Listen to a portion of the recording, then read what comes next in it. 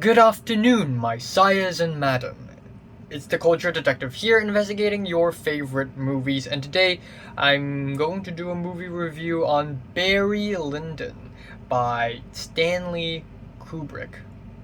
Whoa.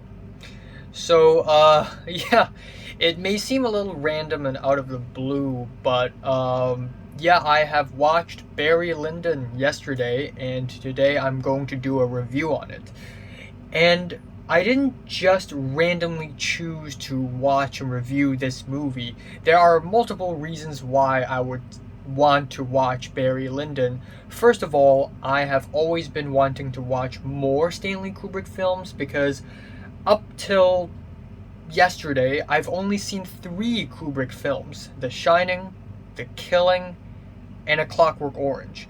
And all three of them are really good and, of course, great, but I'm still looking for the one. I'm still looking for the one Kubrick film that can satisfy me.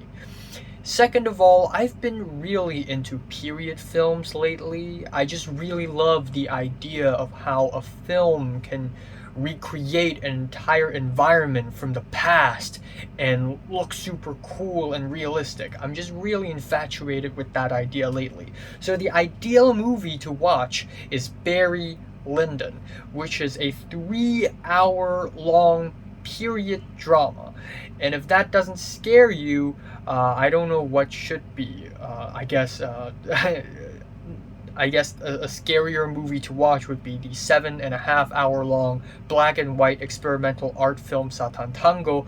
But anyways, back to Barry Lyndon. It is still a very scary movie because it's long and it's not supposed to be very action packed or interesting or weird or anything. It is very much a grounded, down to earth period drama about a rise and fall of a man. And movies like this are usually not very accessible, let alone entertaining. So, going into this movie, I really didn't know what to expect other than, I guess, cool visuals. Anyways, to give a little background for the making of this film, originally Stanley Kubrick wanted to make a super long and epic biopic of Napoleon. Even though I think in the 1920s or the 30s there already is an epic silent film called Napoleon, but Kubrick, I guess, wanted to make another one with color and with sound this time. But of course, he didn't get the money that he wanted to get for making Napoleon, so instead he decided to adapt The Luck of Barry Lyndon by William Makepeace Thackeray, who wrote this novel in the late 1800s, 1870s, I think, and then Stanley Kubrick would go on to adapt this novel into a full-length feature film, 3 hours long, about 100 years later. So the story is essentially the rise and fall of Barry Lyndon, and I've watched several movies that are kind of like that, rise and fall. It's pretty much a genre of itself. So we have the rise and fall of Charles Foster Kane in Citizen Kane, as well as the rise and fall of Peter Hill in Martin Scorsese's Goodfellas. This genre of film has never meant to be entertaining or engaging or anything. I mean, Goodfellas is really entertaining, and Citizen Kane is very thought-provoking and inventive and innovative for its era, but it's never been this fun, mainstream, action-packed thing. It's usually more of a character study.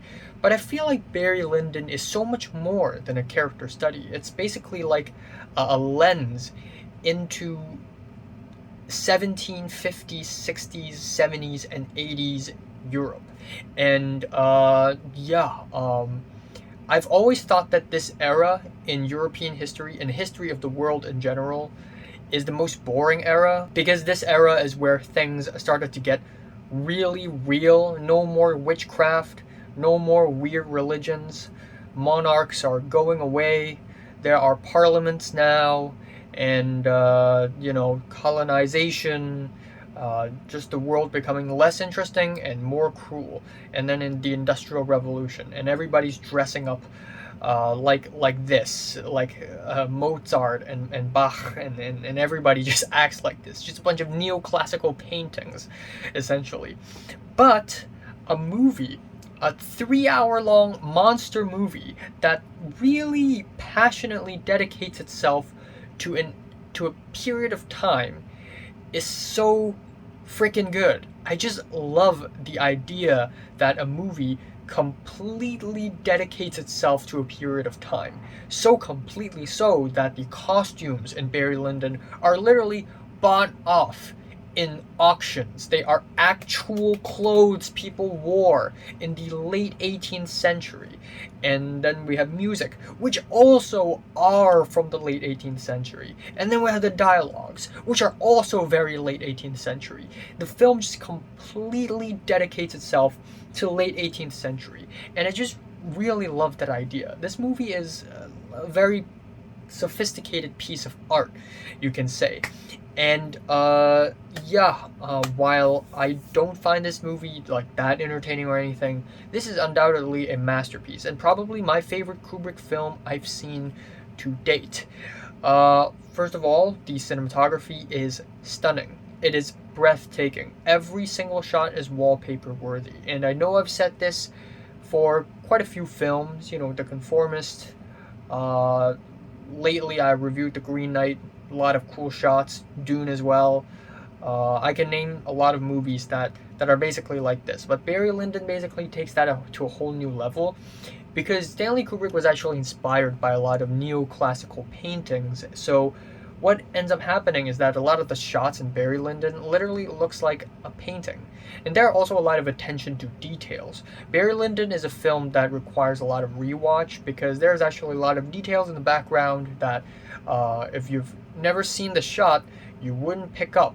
But there are actually a lot of cool zoom out shots, the classic Kubrick zoom outs and zoom ins, and these zoom outs are all very purposeful. None of them feel random. Sometimes, like Barry Lyndon would be fishing in a boat with his son and his dog, and the zoom out would reveal a swan in the upper left corner, just perfectly timed. Or it would be a zoom in where we're walking in the woods, and then suddenly the camera zooms in to see Barry Lyndon having an affair with another woman.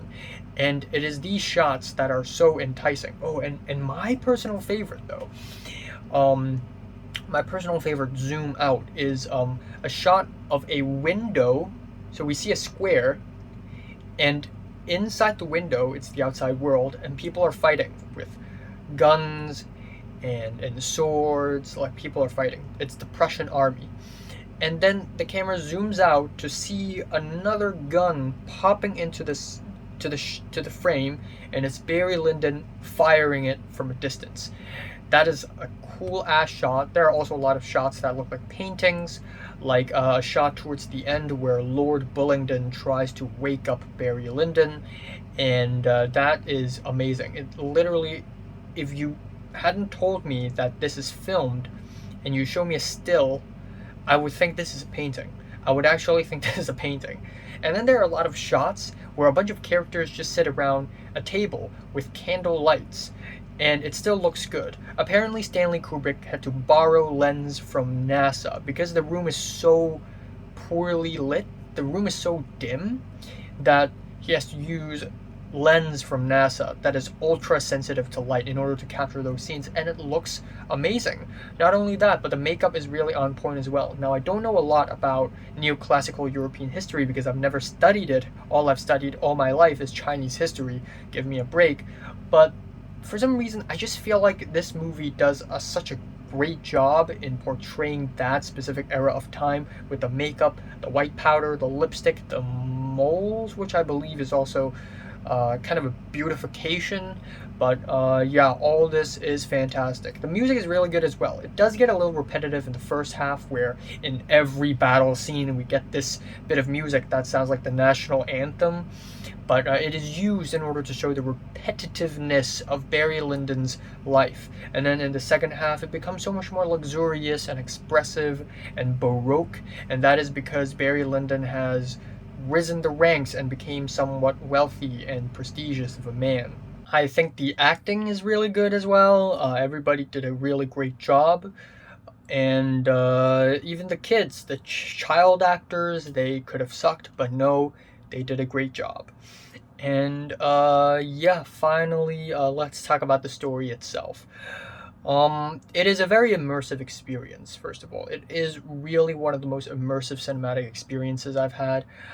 Though I would like to rewatch this in a bigger screen with higher resolution next time, because when I watched it last night, it was I think 480p. At least it felt like to me 480p, or maybe even lower. So I feel like maybe it would have been even more of an experience for me if I watch it in like 4K or even 8K, like in a cinema or something. Also, yesterday I watched it without subtitles. Oh my god. Originally, I was using a website, and that website has subtitles, but it keeps on buffering. And I'm like, screw it. So I switched to another website, and there were no subtitles, but it's not buffering. So I used the latter website instead. But still, it is a very immersive experience. I feel like I have experienced the highs and lows of late 18th century Europe, all the way from being kind of a peasant farmer, or not peasant, but middle class farmer in a village in the middle of nowhere in Ireland, to being a soldier, being in the English army, being in the Prussian army, trying to be a spy, gambling, drifting around different places and countries, and then finally becoming a wealthy, prestigious man. We really witness the highs and lows, and frankly, they all suck. This story is actually quite depressing because it's just one of those stories where it makes you realize that wherever you go, wherever you are, whoever you are, you could be a soldier, you could be a wealthy man, you may never even be happy because there is no end goal. You know, you could be a soldier and you fear for your life every single day. And then you leave the army, the war is over, you become rich, but you are still fearful of your own stepson inheriting the will and becoming rich and destroying you. And that is not a very common thing that people experience, but in Barry Lyndon's perspective, wherever he goes, he's just misfortunate. And of course, throughout the whole film, Barry Lyndon finds one father figure after another. It's like he has daddy issues, which basically foreshadows what happens between him and his son later on in this film.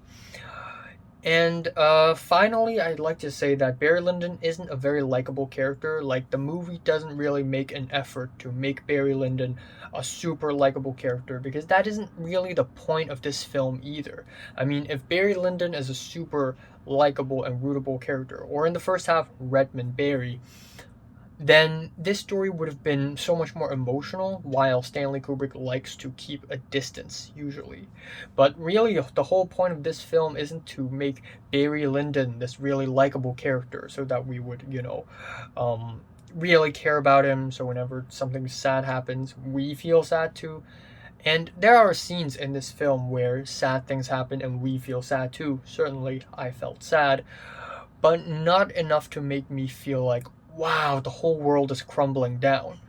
Because that's not the point. The point, I feel like, is to show that Barry Lyndon has been exploiting the system and lying for pretty much the entirety of the film. I mean, he isn't lying constantly in every single scene, and he has his honest moments. But he's been lying since like the second scene when, you know, the Nora, the girl, was like, why are you trembling? And he's like, I'm trembling from the pleasure of finding the ribbon. Well, he's lying. But later he would continue to lie again and again and again, like trying to pretend to be in the English army when he is in the English army, but he's actually trying to leave and get out. He gets caught by the Prussian army, and he ends up in the Prussian army instead. Or when he lied about loving uh, Lady Barry, when Lady Lyndon, when in fact he doesn't love Lady Lyndon. He's been exploiting the system, drifting around from country to country, and that is pretty much the film. Like any other Kubrick films, I feel like I have to rewatch this film so many more times in order to fully grasp how great it is and how beautiful it is. But so far, I still believe that this is a masterpiece, and if I ever make a period film in the future, I would definitely study Barry Lyndon religiously in order to get the perfect period film vibe. So, yeah, Barry Lyndon, great film. Great film. Watched this in one sitting, did not disappoint, though I would say that it's not a very entertaining or engaging film as expected. But that's not even the point. It's a period masterpiece, and it's just amazingly impressive that Stanley Kubrick could, you know, try sci-fi, he could try horror, he could try crime thrillers and film noir, and is still super good because Stanley Kubrick is a master director. Barry Lyndon, 10 out of 10. So, have you watched Barry Lyndon? From 1 to 10, much you rate it, like it, and subscribe if you want more, and thanks for watching. I need to go.